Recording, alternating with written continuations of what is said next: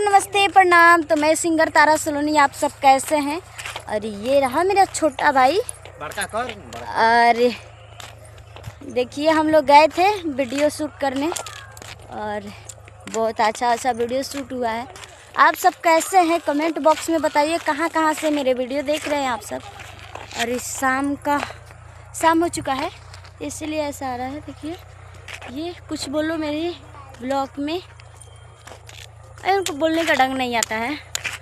और ये पीछे मेरी दीदी रही और ये खुशी है। बहुत अच्छा लगता है हम लोग का वीडियो बना के।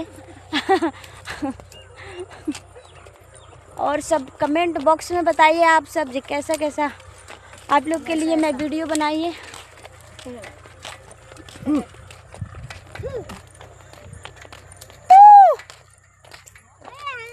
तो हाय, फिर से मिलते हैं हम नेक्स्ट वीडियो में। तब तक लिए हाय हेलो बाय टाटा।